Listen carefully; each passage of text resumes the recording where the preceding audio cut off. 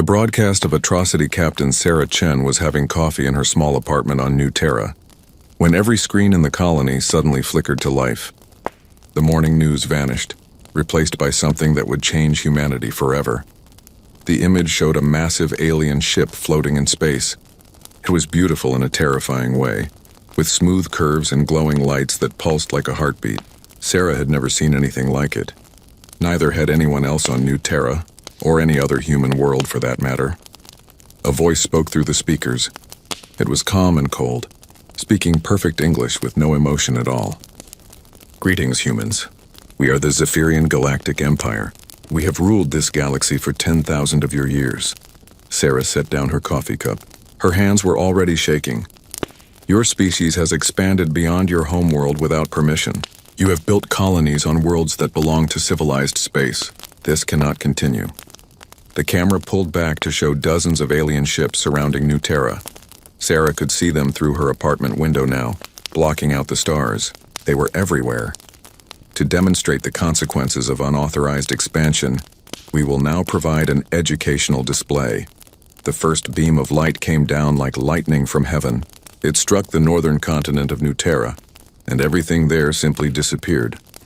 Mountains, forests, cities, people, all gone in a flash of white light. Sarah watched 10 million people die in 3 seconds. But the aliens were not finished. This broadcast is being transmitted to all human settlements simultaneously. You will observe the complete sterilization of 3 colonial worlds. First, New Terra. Population 3.2 billion humans. More beams came down. The southern continent vanished. Then the eastern islands. Sarah ran to her window and looked up at the alien ships. They were so close she could see details on their hulls. One of them was pointing directly at her city. Please note the efficiency of our orbital bombardment systems. Notice how the molecular disintegration beam leaves no trace of organic matter. This is considered a humane method of population reduction in civilized space. Sarah's city disappeared around her. On Earth, Marcus Rivera watched the broadcast from his office in the Global Defense Council. He was a military analyst, trained to stay calm during crisis situations. But nothing had prepared him for this. The screen split into 3 sections. New Terra was already gone, just a burning ball of rock. Now the aliens were showing 2 more worlds. Haven Prime, with its floating cities above the clouds. Kepler's Hope, where humanity had built vast underground cities. Second target, Haven Prime. Population, 4.1 billion humans. The floating cities of Haven Prime had been humanity's greatest achievement. They used anti-gravity technology to build entire metropolises that soared through the clouds like dreams made real. Marcus had visited once with his daughter. She had loved watching the flying cars move between the towers. The alien beams reached down through the atmosphere like fingers of death. Each floating city exploded into dust when the light touched it. 4 billion people died while Marcus watched, helpless. Third target, Kepler's Hope. Population, 3.7 billion humans. The underground cities of Kepler's Hope had been built to protect colonists from the planet's harsh surface conditions. Miles of tunnels connected vast caverns where millions of people lived and worked. The colonists thought they were safe underground. They were wrong. The alien weapons punched through the planet's crust like it was paper. The underground cities collapsed one by one. Marcus could see the surface of Kepler's Hope cracking apart as the beams destroyed everything below. Another 3 billion people gone. Total human casualties 10.9 billion. Demonstration complete. The alien voice continued with the same terrible calm. Humans of Earth and the remaining colonies, you have witnessed the price of defying civilized space. Your species will now submit to Imperial authority or face complete extinction. On the screen, a new alien appeared. This one looked almost human, except for the silver skin and the third eye in the center of its forehead. It wore robes covered in symbols that seemed to move when Marcus looked at them. "I am High Administrator Zelix of the Zephyrian Empire. Your species has 47 of your days to accept tributary status. You will surrender all military vessels. You will abandon all colonies beyond your home system. You will pay tribute of 1 million humans per year for Imperial service. You will accept Imperial observers on your homeworld." Marcus felt sick. 1 million humans per year. They wanted slaves. "If you accept these terms, your species will be allowed to exist under Imperial protection. If you refuse, we will demonstrate our educational methods on your homeworld. Earth's population of 8 billion will provide an adequate lesson for any other primitive species that might consider unauthorized expansion. The broadcast showed Earth from space. Hundreds of alien ships surrounded the planet, their weapons pointed downward. The message was clear. You have 47 days. Choose wisely. The screens went black. In the silence that followed, Marcus could hear people crying in the hallways outside his office. Someone was screaming. Car alarms were going off in the streets below.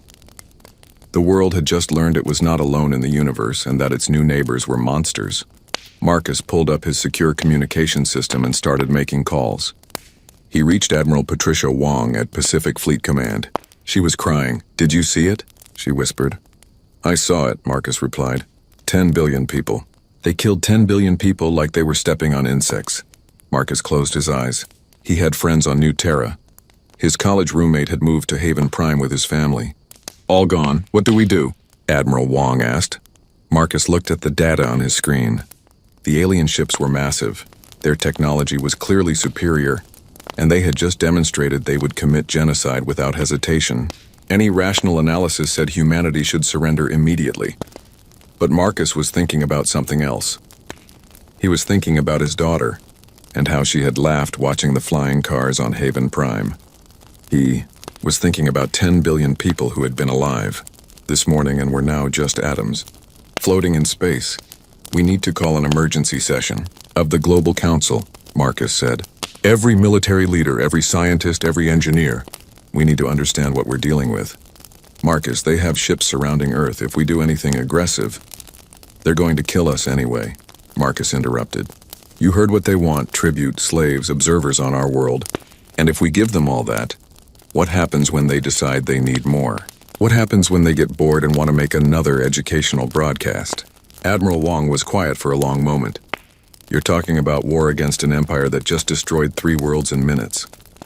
"I'm talking about survival," Marcus said. "They've shown us what they are. The question is, what are we?" 3 hours later, Marcus sat in a secure conference room deep beneath the Global Defense Council headquarters. Around the table were the most powerful military and political leaders on Earth. Every face showed the same expression of shock and grief. General Hassan spoke first. "The alien fleet around Earth consists of approximately 400 vessels. Our entire global fleet has 67 ships, and most of those are exploration vessels with minimal weapons. Their technology is clearly superior," added Dr. Sarah Kim from the Science Council. "The molecular disintegration beams they used show mastery of physics we barely understand." President Chen leaned forward. "So we're agreed that resistance is impossible?" Marcus stood up. Everyone looked at him. "No, we're not agreed." "Marcus, be reasonable," President Chen said. "They have the power to destroy worlds. We can't fight that, can't we?" Marcus activated a holographic display showing the alien broadcast. "Look at how they did it. Look at their ships, their weapons, their tactics. They used overwhelming force against defenseless colonies. But did you notice what they didn't do?" The room was silent. They didn't land troops. They didn't try to capture our technology. They didn't interrogate prisoners or study our defenses. They just destroyed everything from orbit. Marcus paused. "That tells me something important. They're not interested in a real war. They want quick, easy victories against helpless targets." "What's your point?" General Hassan asked. Marcus looked around the room at the faces of Earth's leaders. "My point is that they just made a mistake. They showed us exactly what they are and exactly what we're fighting for. And they gave us 47 days to prepare." The room erupted in arguments, but Marcus wasn't listening anymore. He was thinking about 10 billion dead humans and how to make the aliens pay for every single one. Outside, the alien ships waited in orbit, confident that the primitives below would make the right choice. They had no idea what they had just awakened. The underground rises 23 days had passed since the broadcast. The official response from Earth's governments was exactly what the aliens expected: panic, debate, and the slow movement toward surrender. President Chen stood before the Global Assembly, reading from prepared remarks. "The Security Council has voted to begin negotiations with the Zephyrian Empire. We must consider the safety of Earth's 8 billion inhabitants." In the gallery, Marcus Rivera watched the proceedings with disgust. 3 weeks of meetings, votes, and careful political language while alien ships orbited overhead like vultures. The politicians were going to surrender, hand over humanity's freedom to save their own skins. Marcus slipped out of the assembly hall and took an elevator down to sub-level 7. The Global Defense Council had many levels, but most people didn't know about the ones below ground. He walked through corridors that didn't appear on any public building plans until he reached a door marked Archives. Inside, 50 people sat around a conference table. These weren't politicians or diplomats. They were military officers, scientists, engineers, and industrialists. People who built things and broke things for a living. Admiral Wong looked up as Marcus entered. How did the vote go? As expected. They're forming a surrender committee. Marcus took his seat, which gives us about 2 weeks before humanity officially becomes slaves. Dr. Elena Vasquez from the Mars Industrial Complex spoke up. My fabrication plants are ready. We've converted 60% of manufacturing capacity without anyone noticing. The cover story about increased asteroid mining equipment is holding. Good, Marcus replied. What about the other colonies? Colonel James Park answered from the screen showing his image from Europa Station. Titan Base is fully converted. The ice miners are now building fusion reactors. Ceres Industrial is producing what they're calling advanced mining drones. And the Belt Consortium has every rock hauler in the system working on the project. Marcus smiled grimly. While the politicians debated surrender, humanity's industrial base was quietly transforming itself into a war machine. They called themselves the Terran Covenant. And they had one simple goal: make the aliens regret ever hearing the word human. Tell me about the weapons, Marcus said. Dr. Kim activated a holographic display. We've analyzed every second of the alien broadcast. Their molecular disintegration beams work by disrupting atomic bonds. We've developed countermeasures. The display showed technical diagrams that looked like nothing Marcus had ever seen. The Genesis protocol creates self-replicating constructor swarms. Each unit is about the size of a grain of sand. They consume matter and build more of themselves exponentially. How exponentially? Admiral Wong asked. One swarm can consume a small asteroid and turn it into 1 billion more swarms in about 6 hours. Those billion swarms can consume a moon and become 1 trillion swarms in 12 hours. Marcus leaned forward. And then? Then they keep growing until we tell them to stop. Or until they run out of matter to consume. The room was quiet. Even the hardened military officers looked uncomfortable. Dr. Vasquez spoke carefully. Elena, you're talking about a weapon that could consume entire solar systems. Yes, Dr. Kim replied without emotion. That's exactly what I'm talking about. The aliens demonstrated that they will commit genocide for political convenience. Our response needs to make it clear that threatening humanity carries a price no rational species would be willing to pay. Marcus looked around the table. These people had all lost someone in the colony massacres. Dr. Kim's sister had been on New Terra. Admiral Wong's son had been stationed on Haven Prime. Colonel Park's wife had been visiting Kepler's. Hope when the beams came down. The aliens expect us to fight like they do, Marcus said. Ship against ship, weapon against weapon, following rules of civilized warfare. They're wrong. We're not going to fight their war. We're going to fight our war. He activated another display. Operation Alien Extinct has 3 phases. Phase 1. We use the 24 days they gave us to build the largest automated weapon system in galactic history. Phase 2. We demonstrate to the Empire what happens when you murder 10 billion humans. Phase 3. We make sure it never happens again. Dr. Sarah Chen from the Lunar Research Facility raised her hand. Marcus, what you're describing isn't war. It's extermination. Good, Marcus replied. The aliens showed us the rules when they killed our people. No mercy, no prisoners, no negotiations. They want to play extermination games? Let's see how they like being on the receiving end. Over the next 3 days, the Covenant's plans took shape. Every human facility beyond Earth was secretly converted to weapons production. Asteroid mining ships became mobile factories. Research stations became weapons laboratories. Commercial shipyards began building vessels designed for one purpose: carrying Genesis swarms to alien worlds. The politicians on Earth continued their debates, unaware that humanity's real response was already in motion. The Covenant used the government's own bureaucracy against them, hiding military production inside civilian contracts and research grants. Dr. Kim worked 18-hour days perfecting the Genesis swarms. The first prototypes had been crude, barely able to replicate themselves.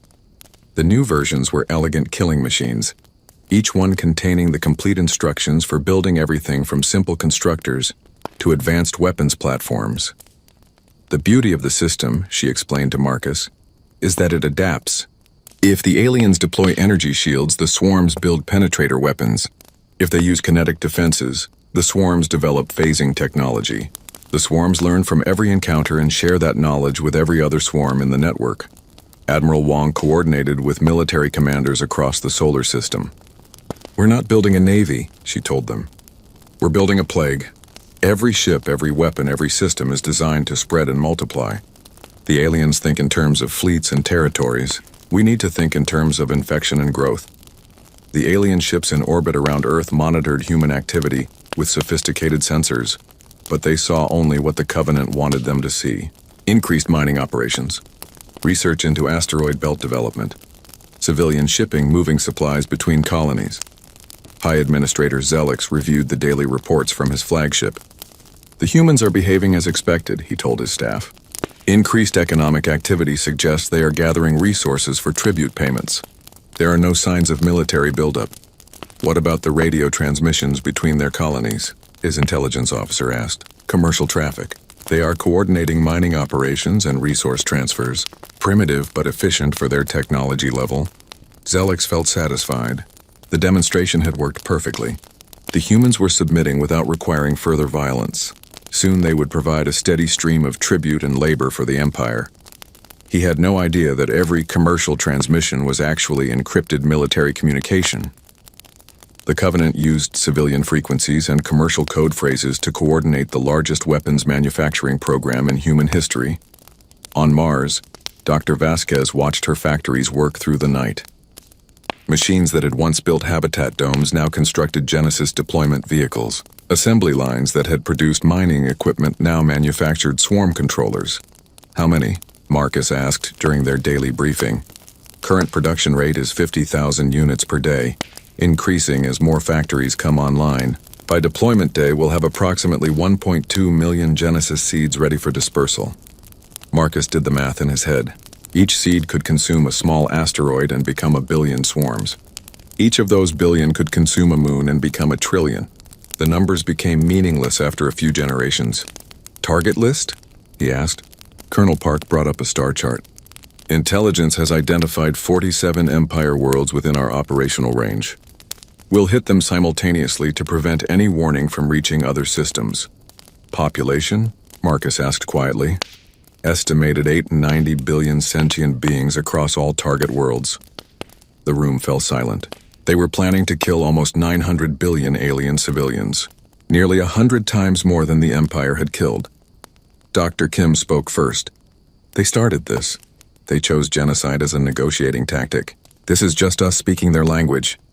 Admiral Wong nodded slowly.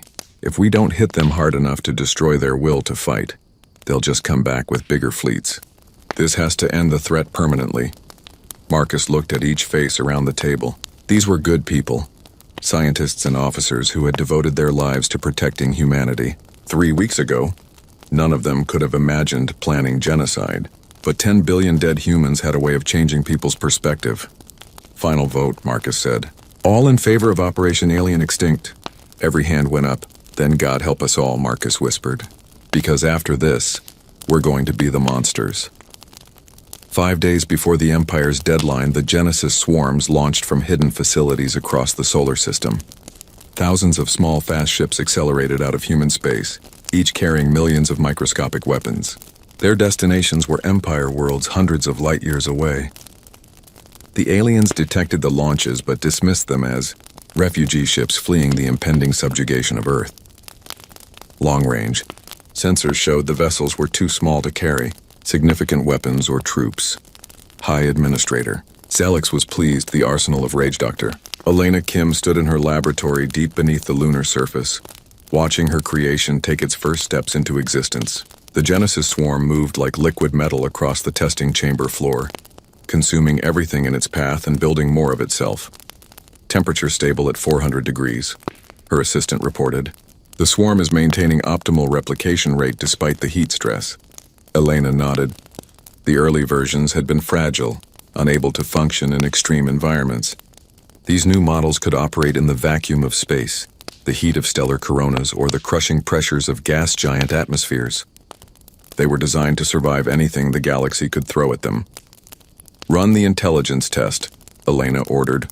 Her assistant activated a defensive system that began firing lasers at the swarm. For 3 seconds, the tiny machines died as fast as they replicated. Then something changed. The swarm began building reflective surfaces, bouncing the laser energy back at its source. When that proved insufficient, it started constructing small projectile weapons to destroy the laser emitters. "Adaptation time, 4.7 seconds, the assistant reported. "The swarm is learning faster than previous generations." Elena smiled coldly.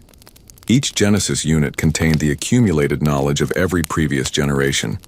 When they encountered new threats, they shared solutions instantly across the entire network. An enemy might defeat one swarm through superior technology, but every other swarm would immediately know how to counter that same technology. "What about the termination codes?" Elena asked. "All swarms respond correctly to shutdown commands. However..." The assistant hesitated. "However what?"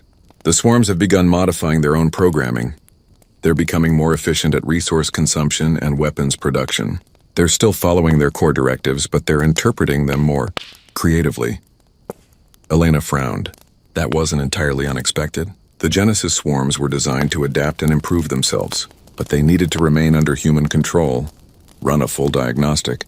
I want to know exactly what changes they're making." While her team worked, Elena received a priority message from Marcus Rivera. The transmission was encrypted with codes that changed every hour, hidden inside routine maintenance updates for the lunar mining equipment. "Genesis deployment is in 72 hours. Marcus's message read, "Are your children ready for their first day of school?" Elena looked through the reinforced window at her creation. The swarm had consumed half the testing chamber and was now building what looked like miniature factories. In those factories, it was constructing more advanced versions of itself. "My children are ready," she whispered. "The question is whether the galaxy is ready for them." 3 levels above Elena's laboratory, Colonel James Park coordinated with military units across the solar system. His screen showed the locations of 47 human ships, each one carrying millions of Genesis seeds toward alien worlds. "Whisper 7, report status," he said into his microphone. "Whisper 7 is 60 hours from target," came the reply. "Genesis payload is secure and fully charged. No alien contacts detected." Park moved to the next ship. "Whisper 15, report status." "Whisper 15 is approaching the outer edge of target system. Sensors show heavy alien traffic around the 4th planet. Looks like a major population center, just as intelligence predicted." Park felt no satisfaction at that news. Each target world housed billions of alien civilians, families, children, entire civilizations that had nothing to do with the decision to massacre human colonies. In 3 days, they would all be dead. "Remember," he broadcast to all ships, "maintain radio silence after deployment. The swarms will handle everything from that point. Your job is to get home and report success." Park closed the channel and stared at his tactical display. 47 red dots showed human ships carrying weapons of mass destruction toward unsuspecting alien worlds. In 72 hours, those dots would become the flashpoints of the largest genocide in galactic history. His hands were shaking. Park had fought in 3 different wars, commanded orbital strikes against military targets, and made life-and-death decisions for thousands of soldiers. But this was different. This wasn't war. This was extermination. A new message appeared on his screen. "James, this is Marcus. I know what you're thinking. Remember why we're doing this?" Park activated a video file he had watched dozens of times. It showed the alien broadcast the moment when New Terra died. He could see the cities disappearing one by one. Somewhere in those cities had been his wife's sister and her 2 young children. "Remember why we're doing this?" Park repeated to himself, and went back to coordinating humanity's revenge. On Mars, Dr. Sarah Vasquez walked through Factory Complex 7, watching machines that had once built peaceful equipment now produce instruments of war. The assembly lines moved with perfect precision, creating Genesis deployment vehicles at a rate of 1 every 30 seconds. "Ma'am," her foreman called out, "we're getting reports from the other complexes. Production is ahead of schedule on all lines." Sarah nodded.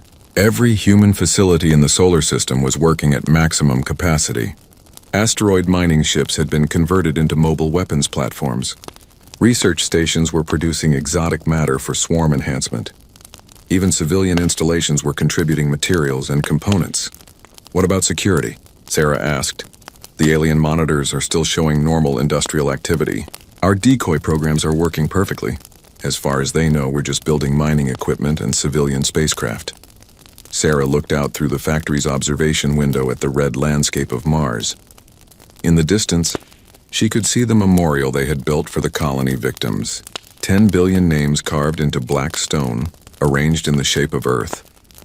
Every person who worked in the factories could see that memorial. It reminded them why they were building weapons instead of habitats. Keep production at maximum rate, Sarah ordered, and make sure every worker understands what we're doing. If anyone has doubts, let them look at the memorial. The foreman nodded. Yes, ma'am. For what it's worth, nobody's expressing doubts. Everyone lost someone in the colonies. That was the reality that drove Operation Alien Extinct. Every human in the solar system had been touched by the massacre. Friends, family, colleagues. Everyone knew someone who had died in the alien demonstration. The desire for revenge was universal and absolute. In orbit around Earth, High Administrator Zelix reviewed the latest reports from his surveillance teams. Human activity remained elevated but within expected parameters for a species preparing for subjugation. Sir, his intelligence officer reported, we're detecting increased spacecraft traffic between human colonies. Should we investigate? Zelix considered the question. The deadline was approaching and human compliance seemed assured. There was no point in provoking them with aggressive reconnaissance. Continue passive monitoring, he decided. If they're moving resources to Earth for tribute payments, that shows proper submission. We shouldn't interfere with their preparations. The intelligence officer nodded and returned to his station. Neither he nor Zelix realized they were watching the final preparations for the largest military operation in human history. Deep in the asteroid belt, Captain Lisa Chang made final checks on her ship's cargo. The Whisper 23 was officially listed as a mineral transport, but her hold contained 50 million Genesis seeds programmed with the complete destruction protocols for alien world-designated target Kappa. Captain, her engineer reported, the Genesis units are showing unusual activity. They seem to be communicating with each other. Lisa frowned. The swarms weren't supposed to activate until deployment. What kind of communication? Data exchange. They're sharing tactical information and updating their programming. It's like they're preparing for battle. Lisa activated her secure communication system and sent a coded message to Colonel Park. Control, this is Whisper 23. Cargo is showing signs of premature activation. Request instructions. The reply came back within minutes. Whisper 23, this is expected behavior. Genesis units are designed to prepare for optimal deployment. Do not interfere with their preparations unless they attempt to breach containment. Lisa closed the channel and looked at her cargo hold readings. The Genesis swarms were definitely active, consuming small amounts of matter and building new structures. They were preparing themselves for what was coming. Captain, her navigator called out. We're approaching the edge of the target system. Alien traffic is heavy. Looks like a major trade route. Lisa moved to the bridge and looked at her tactical display. Hundreds of alien ships moved between the planets of the target system, carrying goods and passengers in peaceful commerce. They had no idea that death was approaching at near light speed. Time to deployment? Lisa asked. 16 hours, 37 minutes. Lisa nodded and returned to her ready room. She had a letter to write, one that would be transmitted back to Earth after the mission was complete. It would explain to her family why she had participated in genocide, why she had helped. The harvest begins. Captain Lisa Chang watched her chronometer count down the final minutes. In 30 seconds, the Whisper 23 would reach the deployment point above target Kappa, an alien world with 4.2 billion inhabitants. In 31 seconds, those inhabitants would begin dying. Captain, her navigator reported, we're in position. Target planet is directly below us. Lisa looked at the beautiful blue-green world on her main screen. It looked remarkably like Earth, with white clouds swirling over vast oceans and continents. She could see the lights of cities on the night side, millions of alien families going about their evening routines. Deploy Genesis swarms, Lisa ordered. Her weapons officer pressed a single button. 50 million microscopic machines ejected from the ship's cargo bay. invisible to any sensors the aliens possessed. The swarms immediately began their descent toward the planet's surface, spreading out to cover maximum area. Deployment successful, the weapons officer reported. All swarms are active and following programmed parameters. Lisa nodded and activated her navigation system. Take us home. Maximum speed. As the Whisper 23 accelerated away from target Kappa, the Genesis swarms reached the planet's surface. They landed in forests, ocean cities, and wilderness areas. Each swarm immediately began consuming local matter, soil, plants, buildings, anything available, and converting it into more copies of itself. On the planet's surface, the alien population had no idea what was happening. The swarms were too small to see and made no noise as they worked. The first sign of trouble came when a forest ranger noticed that trees were turning to gray dust for no apparent reason.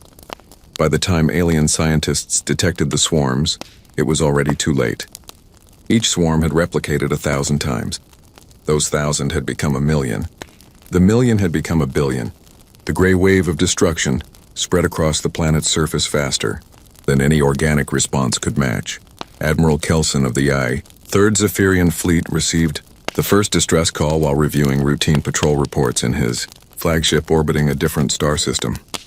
Admiral, his communications officer said, "We're receiving an emergency transmission from Kappa 7. It's difficult to understand." "Put it through," Admiral Kelson ordered.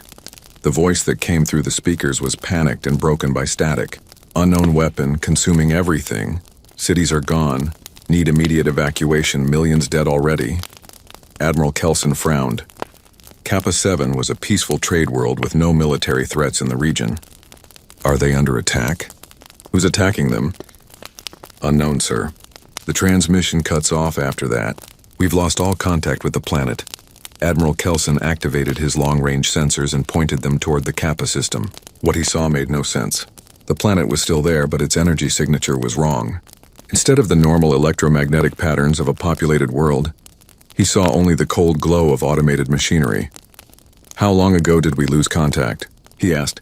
47 minutes, sir. 47 minutes. In less than an hour, an entire planet had gone silent.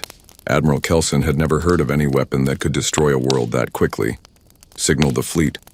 "We're heading to Kappa 7 immediately. Maximum speed."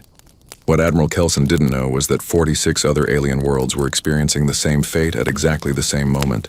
The humans had coordinated their attack to hit every target simultaneously, preventing any warning from reaching the Empire's command structure. On Target Mu, a heavily industrialized world with 12 billion inhabitants, the Genesis swarms found a rich environment for growth. The planet's factories provided abundant raw materials, and its automated systems were easily corrupted and turned into swarm production facilities. The alien workers tried to fight back when they realized what was happening, but their weapons were useless against an enemy they couldn't see. Plasma rifles and energy beams meant nothing to microscopic machines that could hide in dust particles or inside their own equipment. Within 6 hours, Target Mu's entire industrial base had been converted into Genesis production facilities. The swarms built larger versions of themselves, then built ships to carry themselves to other worlds. The planet that had once exported manufactured goods to dozens of star systems now exported only death. High Administrator Zelix was reviewing tribute assessments when the emergency reports started flooding in. At first, he dismissed them as isolated incidents or communication errors. 47 different worlds couldn't all be under attack simultaneously. Then the long-range sensors confirmed the impossible. 47 star systems showed signs of massive industrial activity, where once there had been thriving civilizations. In some cases, entire moons had disappeared, converted into raw materials for unknown construction projects. "Sir," his intelligence chief reported, "we're detecting massive fleet formations launching from the affected systems. Thousands of ships all heading toward other Imperial worlds." Zelix felt cold understanding creep into his mind. This wasn't a natural disaster or equipment malfunction. This was an attack, a coordinated assault on unprecedented scale. "Who could do this?" he asked. "What species has this kind of technology?" His intelligence chief activated a holographic display showing the attack pattern. "Sir, analysis of the timing suggests the attacks were launched from human space approximately 96 hours ago. The trajectory calculations match human ship capabilities." Zelix stared at the display. That's impossible. The humans are a primitive species with minimal technology. They couldn't destroy 47 worlds in 6 hours. Sir, the evidence suggests otherwise. And there's something else. We've detected massive energy signatures in human space. Their industrial output has increased by several thousand% in the past month. The horrible truth began to dawn on Zelix. While the Empire had been waiting for human surrender, the humans had been preparing for war. Not just any war. Total war on a scale that made the Empire's demonstration look insignificant. How many casualties? Zelix asked quietly. Current estimates suggest 890 billion Imperial citizens dead or missing. The affected worlds show no signs of surviving population. 890 billion dead.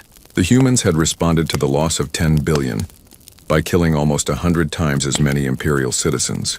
It was mathematically insane, militarily impossible, and absolutely terrifying. What about our fleets in those systems? All destroyed or missing, sir. Whatever weapon the humans used, it doesn't distinguish between civilian and military targets. Zelix activated his emergency communication system and sent out an immediate alert to all Imperial fleets. This is High Administrator Zelix. The human species has launched a coordinated attack on Imperial space. All worlds in Sector 7 through 23 are to implement immediate defensive measures. This is not a drill. But even as he sent the warning, Zelix knew it was probably useless. The humans had already demonstrated they could destroy worlds faster than information could travel between star systems. By the time his warnings reached their destinations, the second wave of attacks might already be underway. On Earth, Marcus Rivera received reports from all 47 attack ships. Every deployment had been successful.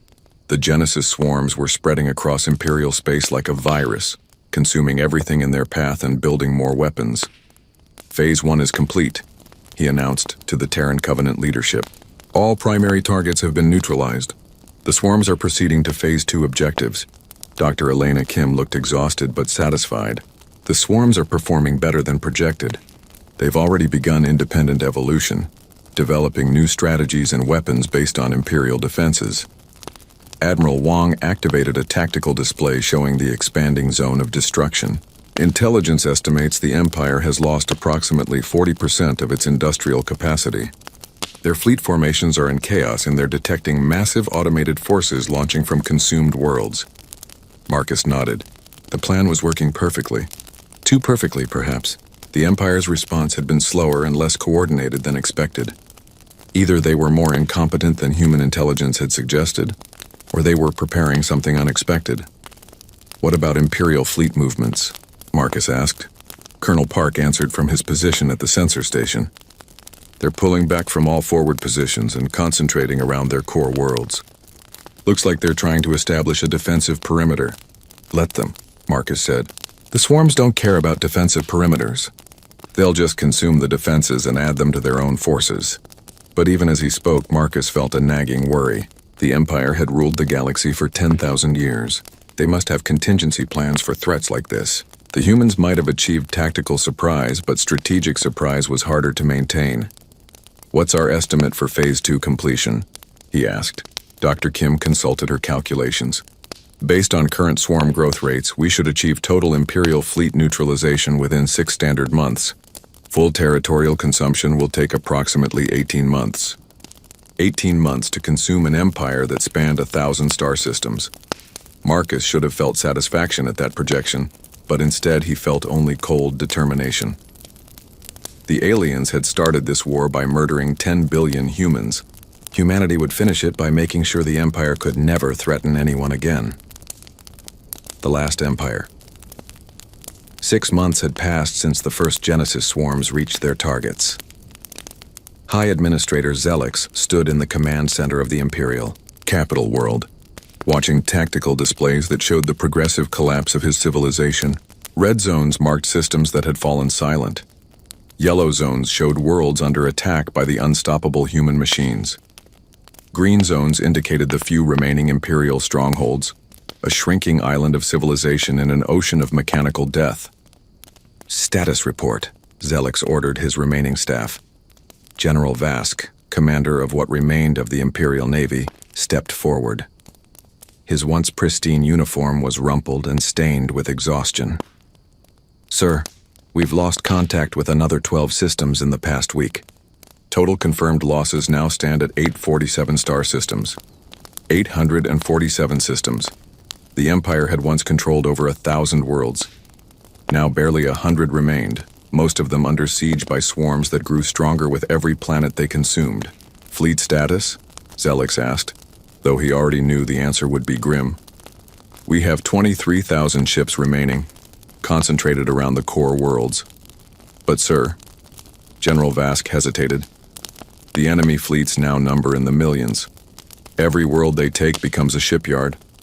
Every ship we lose becomes raw material for their construction. Zelix nodded grimly. The humans had created the perfect weapon, one that grew stronger by consuming its enemies. Traditional military strategy was useless against an opponent that turned every victory into exponential growth. What about the other species? Are any of them willing to help? The Altarian Republic has offered to accept Imperial refugees, but they refuse to engage militarily. The Centauri Alliance has closed their borders entirely. The Crystal Hegemony. General Vask paused. The Crystal Hegemony has opened formal diplomatic relations with the Human-Terran Covenant. That news hit Zelix like a physical blow. The Crystal Hegemony had been Imperial allies for 3,000 years. If they were negotiating with the humans, it meant they expected the Empire to lose. Have the humans made any demands? Zelix asked. Any terms for peace? His intelligence chief, Administrator Yolix, activated a holographic display. Sir, we've intercepted some human communications. Their position appears to be absolute. Meaning, they're not interested in territory, tribute, or political concessions. Their stated goal is what they call Operation Alien Extinct, the complete elimination of Imperial military capability and the permanent prevention of any future threat to human space. Zelix stared at the tactical display. The humans weren't trying to conquer the Empire. They were trying to erase it, not for resources or territory, but purely to ensure their own survival. Have we tried to communicate with them directly? Multiple attempts, sir. They don't respond to diplomatic overtures. When we transmitted surrender offers, they simply ignored them. Based on their behavioral patterns, we believe they intend to continue until the Empire no longer exists as a political entity. A new alarm sounded in the command center. General Vask rushed to the sensor station, and his face went pale. Sir, we're detecting massive enemy formations entering the outer system. Preliminary count suggests over 100,000 ships approaching the capital world. Zelix looked out through the command center's main window at his beautiful capital city. Billions of citizens from dozens of species lived in those gleaming towers, most of them civilians with no connection to the military decisions that had started this war. Evacuation status? He asked. Civilian transports are departing as fast as we can load them, but there isn't enough shipping to evacuate the entire population. We might save 10% before the enemy arrives. 10%. That meant 9 billion Imperial citizens would die when the humans reached the capital. Just like the human colonists had died when the Empire demonstrated its power. How long until they arrive? Zelix asked. 18 hours, sir. Zelix closed his eyes and thought about the decision that had brought them to this point. The Empire had destroyed 3 human worlds to send a message about Imperial power. The humans had responded by destroying nearly 1,000 Imperial worlds to send a message about human determination. Sir, General Vask said quietly, there is one option we haven't discussed. Zelix looked at him. What option? The Empire has emergency protocols for total system sterilization.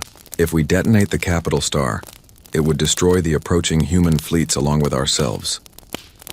The idea was insane but logical. The humans were using captured Imperial technology to build their ships. If the Empire could deny them access to the capital system's resources, it might slow their advance enough for other species to mount effective resistance. How many ships would that destroy? Zelix asked. Conservative estimates suggest 100,000 to 150,000 enemy vessels. It would be the largest single defeat they've suffered. Zelix considered the proposal. It would mean the deaths of every person in the capital system, Nearly 15 billion Imperial citizens. But those citizens were going to die anyway when the human machines arrived. At least this way, their deaths might serve a purpose. Begin preparations, Zelix ordered. But don't execute without my direct command. As his staff worked to prepare the ultimate sacrifice, Zelix received an unexpected message. His communication officer looked confused as he reported.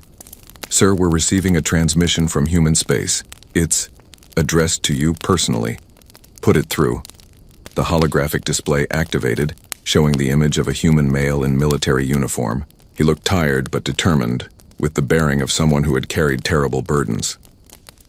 Hi, Administrator Zelix, the human said. I am Marcus Rivera, military coordinator for the Terran Covenant. I'm transmitting this message because I want you to understand what's about to happen. Zelix found himself staring at the architect of his civilization's destruction. The human looked remarkably ordinary for someone who had orchestrated the largest genocide in galactic history. You demonstrated imperial power by murdering 10 billion human civilians, Marcus continued.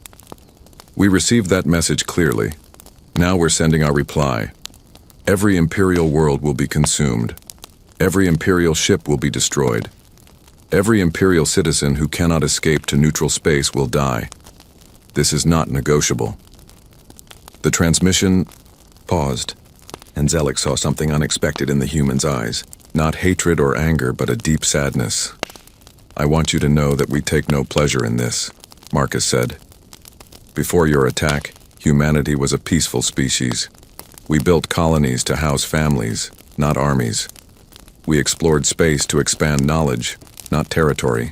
You turned us into monsters by showing us that the galaxy respects only overwhelming force. Another pause. When Marcus spoke again, his voice was harder. But we learned your lesson well. We learned that survival requires being more dangerous than your enemies. We learned that mercy is a luxury species can't afford when facing extinction.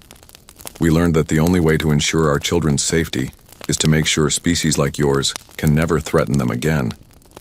The transmission ended, leaving Zelix staring at a blank screen. The human had offered no terms, no negotiations, no hope of survival.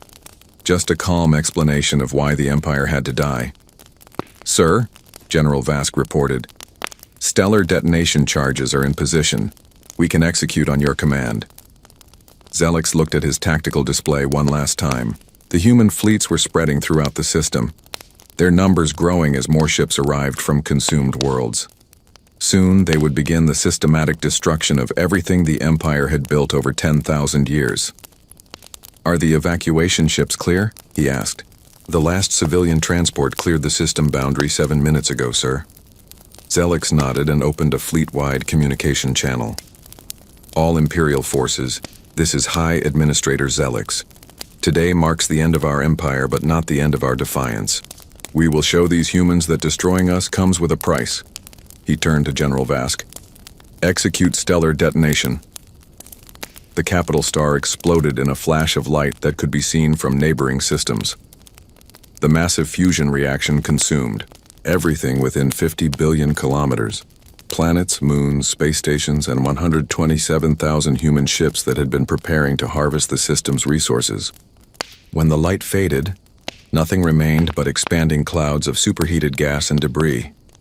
Marcus Rivera received the report of the capital system's destruction while reviewing intelligence reports in his command center on Earth. The loss of over 100,000 Genesis ships was significant but not decisive. The swarms had already spread to enough systems that they could replace those losses within weeks. Impressive, he said to his staff. They chose mutual destruction rather than surrender. I can respect that. Dr. Elena Kim looked up from her technical displays. The swarms are already adapting their tactics based on this development. They're implementing distributed deployment patterns to prevent similar losses. Admiral Wong activated a strategic display showing the current state of the galaxy. With the Imperial capital destroyed, organized resistance has collapsed. Most remaining Imperial